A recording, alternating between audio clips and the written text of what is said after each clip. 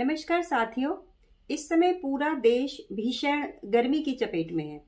हर कोई तेज धूप, लू और भीषण गर्मी से परेशान है। घर से बाहर निकलते ही ऐसा लगता है जैसे तप रहा हो। बढ़ता हुआ तापमान लोगों को परेशान कर रहा है।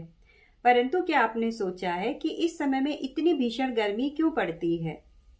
क्या इसके पीछे कोई ईश्वरीय कारण है, ज्योतिष कारण है या फिर वैज्ञानिक कारण है? कुछ लोगों से आपने सुना भी होगा कि इस समय नौतपा चल रहा है। तो नौतपा क्या है और इस समय में इतनी भीषण गर्मी पड़ने का कारण क्या है? आइए मैं आपको इसको वैज्ञानिक और ज्योतिष दोनों दृष्टिकोण से समझाती हूँ। साथियों, ज्येष्ठ माह जब लगता है, एक तो ये पहले ही गर्म होता है और ज्येष्ठ माह के शुक्ल पक्ष में नौतपा की शुरुआत होती है। इस समय क्या होता है, सूर्य रोहिणी नक्षत्र में प्रवेश करते हैं, वृषभ राशि में। तो जब सूर्य वृषभ राशि के रोहिणी नक्षत्र में प्रवेश करते हैं, उस समय में उनकी किरणें सीधे पृथ्वी पर पड़ती हैं और इस कारण तापमान बढ़ने लगता है। इसी को नौतपा कहा जाता है। तो हर वर्ष की भांति इस वर्ष भी नौतपा लगेगा। और ये नौतपा 2026 में कब लगेगा? तो 25 मई को दोपहर को 3:44 पर सूर्य वृषभ राशि के रोहिणी नक्षत्र में प्रवेश करेंगे और ये वहां पर 15 दिनों तक रहेंगे। परंतु शुरुआत के जो 9 दिन हैं वो बहुत ही गर्मी देने वाले होते हैं, तपाने वाले होते हैं।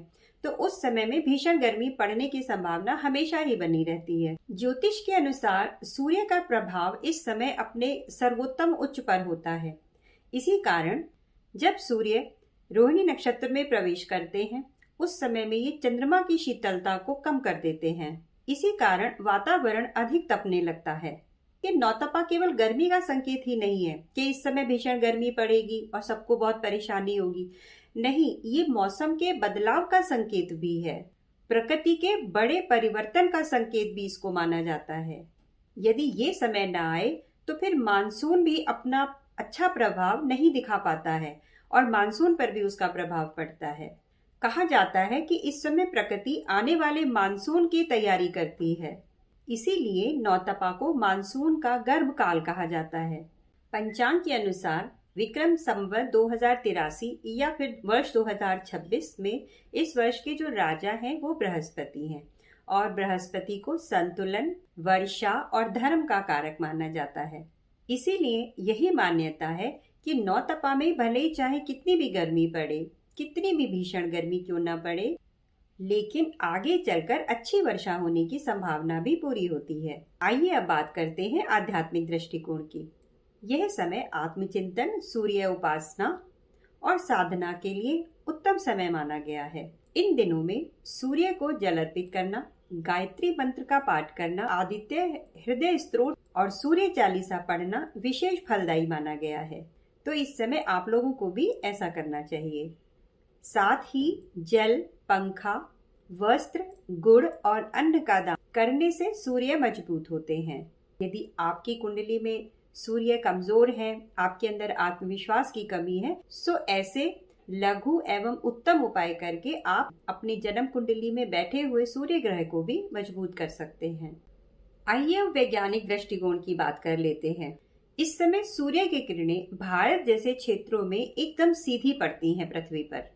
धरती तेजी से गर्म होती है और कम दबाव का क्षेत्र बनता है और ये समुद्र से मानसूनी हवाओं को अपनी ओर आकर्षित करता है। यही प्रचंड गर्मी आगे चलकर वर्षा का कारण बनती है और मान्यताएं भी यही कहती हैं कि यदि नौतपा ठीक से ना तपे तो मानसून कमजोर हो सकता है और जिसका खेती पर भी असर पड़ सकता है। आइए अंत में सबसे जरूरी बात करते हैं। इस समय में सबसे जरूरी है अपना ख्याल रखना। इस दौरान अधिक से अधिक पानी पिए, छाछ, बेल का शरबत, सत्तू और नारियल पानी का सेवन करते रहें। धूप में निकलने से बचें और सूती वस्त्र पहने।